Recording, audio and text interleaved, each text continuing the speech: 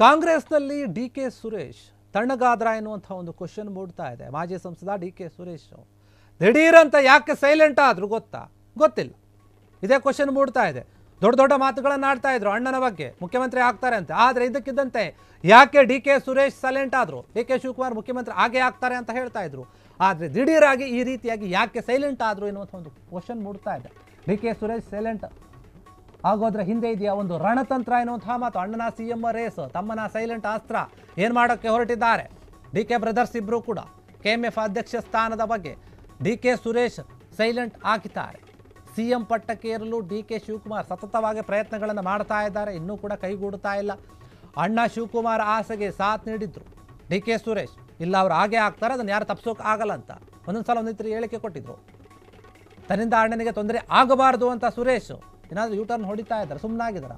ಮೌನವಾಗಿ ಹೈಕಮಾಂಡ್ ಮನಗೆಲ್ಲೋಕೆ ಡಿ.ಕೆ. ಸುರೇಶ್ ತಂತ್ರವನ್ನು ನಡೆಸ್ತಾ ಇದ್ದಾರೆ. ಅಣ್ಣನಿಗಾಗಿ ಕಾಂಗ್ರೆಸ್ನಲ್ಲಿ ಯಾವ ಹುದ್ದೆ ಕೇಳಿದ್ದಾರೆ ಡಿ.ಕೆ. ಸುರೇಶ್ ಗೊತ್ತಿಲ್ಲ. ಈ ಮೊದಲು KMF ಅಧ್ಯಕ್ಷ ಸ್ಥಾನಕ್ಕೆ ಪೈಪೋಟಿ ನಡೆಸಿದ್ರು ಡಿ.ಕೆ. ಸುರೇಶ್. ಈ ಹುದ್ದೆಗೆ ಪೈಪೋಟಿ ಮಾಡಿದ್ದೆ ಅಣ್ಣನ ಸಿಎಂ ಹುದ್ದೆಗೆ ಅಡ್ಡಿ ಆತಂಕ ಅಂತ ಹೇಳಲಾಗ್ತಾ ಇದೆ. ಹೀಗಾಗಿ ಡಿ.ಕೆ.ಶಿಗಾಗಿ ಕಾಂಗ್ರೆಸ್ನಲ್ಲಿ ಸೈಲೆಂಟ್ ಆಗಿದ್ದಾರೆ ಡಿ.ಕೆ. ಸುರೇಶ್ ಅಂತ ಹೇಳಲಾಗ್ತಾ ಇದೆ. ಅಣ್ಣನಿಗಾಗಿ ತಮ್ಮನ ಸೈಲೆಂಟ್ ಆಗಿರುವಂತಹ ಒಂದು ಅಸ್ತ್ರ ನೋಡಿ. ಇದೇ ಡಿ.ಕೆ. ಸುರೇಶ್ ಕೆಲ ದಿನಗಳ ಹಿಂದೆ ಮಾತನಾಡ್ತಾ ಇದ್ರು ಜೋರಾಗಿ. ಏನು ಅಂತಂದ್ರೆ, ನಮ್ಮ ಅಣ್ಣ ಸಿಎಂ ಆಗೇ ಆಗ್ತಾರೆ, ಅದನ್ನು ಯಾರು ಕೂಡ ತಡೆಯೋಕೆ ಆಗಲ್ಲ, ಅದು ನಿರ್ಧಾರ ಆಗಿಬಿಟ್ಟಿರುವಂತಹ ವಿಚಾರ. ನೀವ್ಯಾರಾದರೂ ನೋಡಿ ಮಾತನಾಡಿ. ನಮ್ಮಣ್ಣ ಡಿ.ಕೆ. ಶಿವಕುಮಾರ್ ಏನಿದ್ದಾರೆ ಅವರು ಸಾಕಷ್ಟು ಕೆಲಸಗಳನ್ನು ಮಾಡಿದ್ದಾರೆ. ಕಾಂಗ್ರೆಸ್ ಸರ್ಕಾರಕ್ಕಾಗಿ, ಕಾಂಗ್ರೆಸ್ ಒಂದು ಪಕ್ಷಕ್ಕಾಗಿ ದುಡಿದಿದ್ದಾರೆ, ಶ್ರಮಿಸಿದ್ದಾರೆ. ಅವರ ಒಂದು ಕೆಲಸವನ್ನು ನೋಡಿ ಆದರೂ ಕೂಡ ಕಾಂಗ್ರೆಸ್ ಹೈಕಮಾಂಡ್ ಅವರಿಗೆ ಸಿಎಂ ಸ್ಥಾನವನ್ನು ಕೊಟ್ಟೇ ಕೊಡುತ್ತೆ, ಅದನ್ನು ಯಾರಿಂದಲೂ ಕೂಡ ತಪ್ಪಿಸೋಕೆ ಆಗಲ್ಲ ಅಂತ ಮಾತಾಡಿದ್ರು.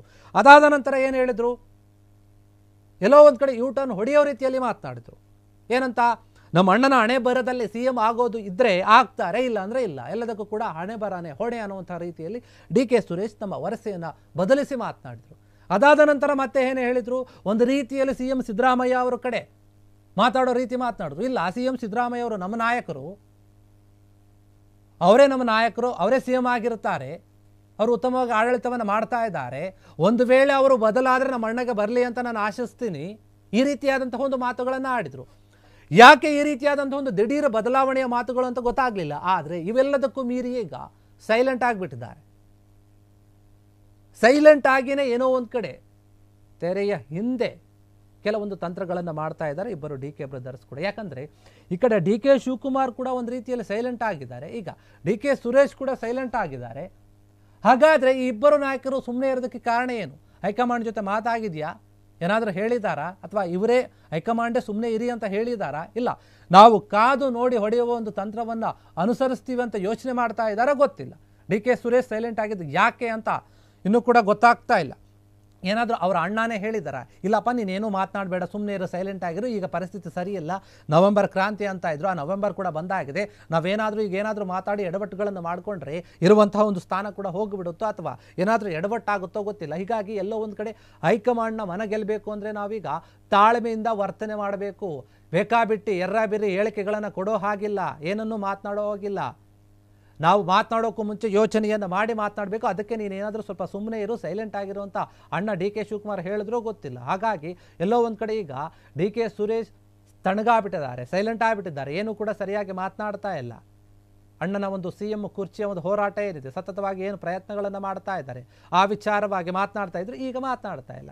ಡಿ.ಕೆ. ಶಿವಕುಮಾರ್ ಕೂಡ ಸೈಲೆಂಟ್ ಆಗಿದ್ದಾರೆ, ಈ ಕಡೆ ಡಿ.ಕೆ. ಸುರೇಶ್ ಕೂಡ ಸೈಲೆಂಟ್ ಆಗಿದ್ದಾರೆ. ಹೀಗಾಗಿ ಎಲ್ಲೋ ಒಂದು ಕಡೆ ಇವರಿಬ್ಬರು ಏನೋ ಪ್ಲಾನ್ ಮಾಡ್ತಿರಬಹುದು, ಅಥವಾ ಇವರಿಗೆ ಹೈಕಮಾಂಡ್ನ ಕೆಲವೊಂದು ಸೂಚನೆಗಳು ಬಂದಿರಬಹುದು ಎನ್ನುವಂಥ ಒಂದು ಮಾತುಗಳು, ಅನುಮಾನಗಳು ಕೂಡ ಉಟ್ಕೊಳ್ತಾ ಇದೆ. ಹೀಗಾಗಿ ಸದ್ಯಕ್ಕೆ ಈಗ KMF ಅಧ್ಯಕ್ಷ ಸ್ಥಾನಕ್ಕೆ ಏನು ಪೈಪೋಟಿ ಮಾಡಿದ್ರಲ್ಲ ಡಿ.ಕೆ. ಸುರೇಶ್, ಆ ಒಂದು ವಿಚಾರವಾಗಿ ಕೂಡ ಇಲ್ಲಿ ಪ್ರಸ್ತಾಪ ಮಾಡಿದ್ದಾರೆ. ಹೀಗಾಗಿ ಈ ಒಂದು ವಿಚಾರದಿಂದ ಕೂಡ ಯಾವುದೇ ರೀತಿಯಾಗಿ ತೊಂದರೆಗಳು ಆಗಬಾರ್ದು, ಅಣ್ಣನಿಗೆ ಒಂದು ರೀತಿಯಲ್ಲಿ ಸಿಎಂ ಸ್ಥಾನ ಸಿಗಬೇಕು, ಅದಕ್ಕಾಗಿ ನಾನು ಈಗ ಸೈಲೆಂಟ್ ಆಗಿದ್ರೆ ಒಳ್ಳೆಯದು ಅನ್ನುವಂಥ ಒಂದು ರೀತಿಯಲ್ಲಿನೇ ಡಿ.ಕೆ.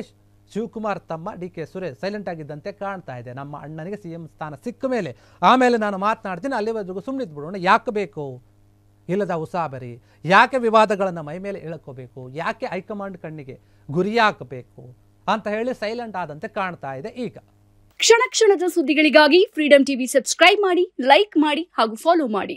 ಹೊಸ ಸುದ್ದಿಗಳ ನೋಟಿಫಿಕೇಶನ್ಗಾಗಿ ಬೆಲ್ ಐಕಾನ್ ಮೇಲೆ ಕ್ಲಿಕ್ ಮಾಡಿ.